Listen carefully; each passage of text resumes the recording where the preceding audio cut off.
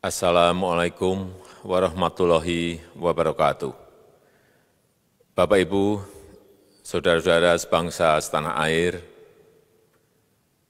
pagi tadi saya telah memimpin rapat terbatas secara virtual tentang Undang-Undang Cipta Kerja bersama jajaran pemerintah dan para gubernur.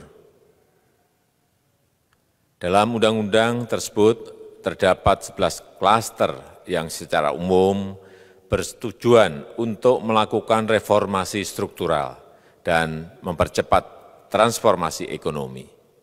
Adapun klaster tersebut adalah urusan penyederhanaan perizinan, urusan persyaratan investasi, urusan ketenagakerjaan, urusan pengadaan lahan, urusan kemudahan berusaha, urusan dukungan riset dan inovasi, urusan administrasi pemerintahan, urusan pengenaan sanksi, urusan kemudahan pemberdayaan dan perlindungan UMKM, urusan investasi dan proyek pemerintah, serta urusan kawasan ekonomi.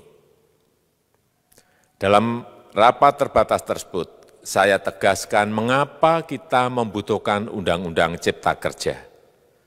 Pertama, setiap tahun ada sekitar 2,9 juta penduduk usia kerja baru, anak muda yang masuk ke pasar kerja, sehingga kebutuhan atas lapangan kerja baru sangat-sangat mendesak.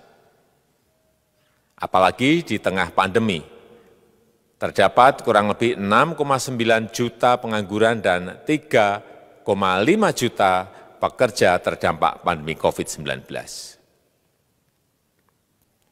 Dan sebanyak 87% dari total penduduk bekerja memiliki tingkat pendidikan setingkat SMA ke bawah, di mana 39% berpendidikan sekolah dasar.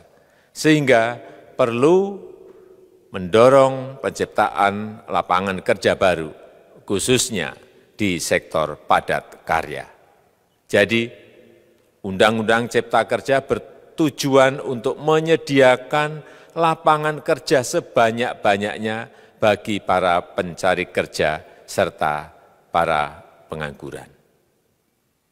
Kedua, dengan Undang-Undang Cipta Kerja akan memudahkan masyarakat, khususnya usaha mikro kecil, untuk membuka usaha baru.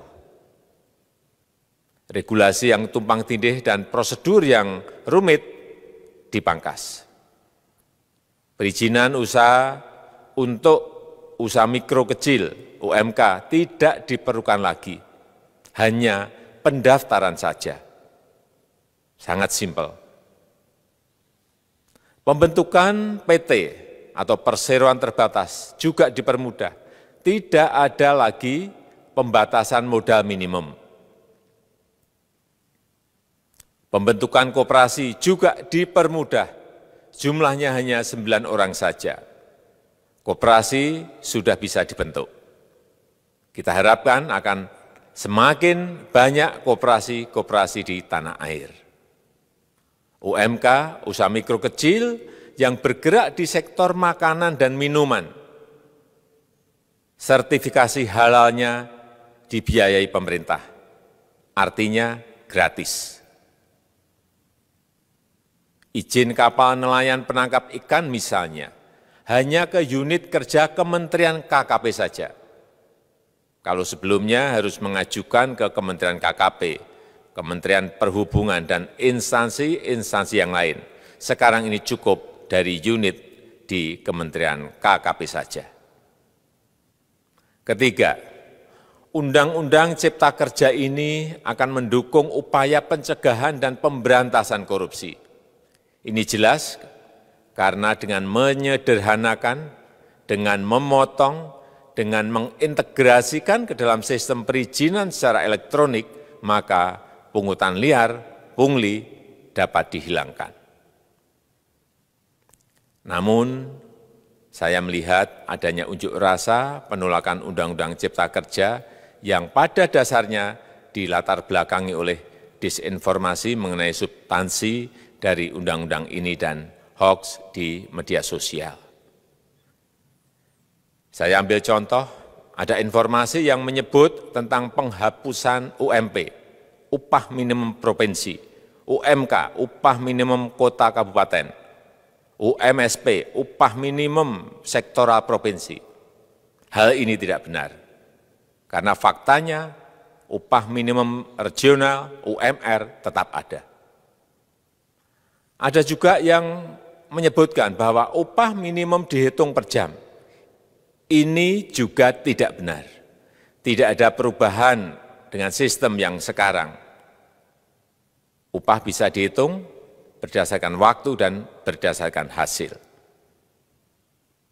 Kemudian adanya kabar yang menyebutkan bahwa semua cuti sakit, cuti kawinan, cuti khitanan, cuti baptis, cuti kematian, cuti melahirkan, dihapuskan. Dan tidak ada kompensasinya. Saya tegaskan juga ini tidak benar. Hak cuti tetap ada dan dijamin. Kemudian apakah perusahaan bisa mem-PHK kapanpun secara sepihak? Ini juga tidak benar. Yang benar, perusahaan tidak bisa mem-PHK secara sepihak. Kemudian juga pertanyaan mengenai benarkah jaminan sosial dan kesejahteraan lainnya hilang.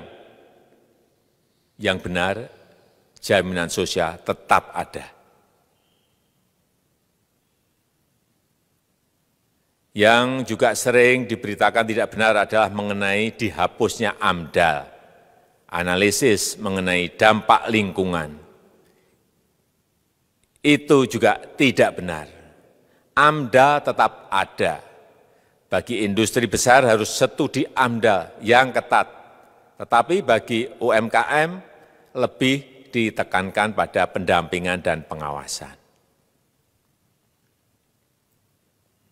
Ada juga berita mengenai Undang-Undang Cipta Kerja ini mendorong komersialisasi pendidikan. Ini juga tidak benar. Karena yang diatur hanyalah pendidikan formal di kawasan ekonomi khusus, di KEK. Sedangkan perizinan pendidikan tidak diatur di dalam Undang-Undang Cipta Kerja ini. Apalagi perizinan untuk pendidikan di pondok pesantren. Itu tidak diatur sama sekali dalam Undang-Undang Cipta Kerja ini. Dan aturannya yang selama ini ada tetap berlaku.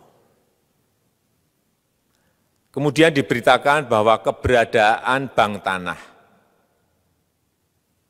Bank tanah ini diperlukan untuk menjamin kepentingan umum, kepentingan sosial, kepentingan pembangunan nasional, pemerataan ekonomi, dan konsolidasi lahan serta reforma agraria. Ini sangat penting untuk menjamin akses masyarakat terhadap kepemilikan tanah, kepemilikan lahan, dan kita selama ini tidak memiliki bank tanah. Saya tegaskan juga bahwa Undang-Undang Cipta Kerja ini tidak melakukan resentralisasi kewenangan dari pemerintah daerah ke pemerintah pusat. Tidak ada. Perizinan berusaha dan pengawasannya tetap dilakukan oleh pemerintah daerah sesuai dengan NSPK, norma, standar, prosedur, dan kriteria yang ditetapkan pemerintah pusat. Ini agar dapat tercipta standar pelayanan yang baik di seluruh daerah. Dan penetapan NSPK ini dapat nanti akan diatur di dalam PP atau peraturan pemerintah. Selain itu, kewenangan perizinan untuk non-perizinan berusaha tetap ada di Pemda, sehingga tidak ada perubahan. Bahkan kita melakukan penyederhanaan, melakukan standarisasi jenis dan prosedur berusaha di daerah. Dan perizinan berusaha di daerah diberikan batas waktu. Ini yang penting di sini. Jadi ada service level of agreement.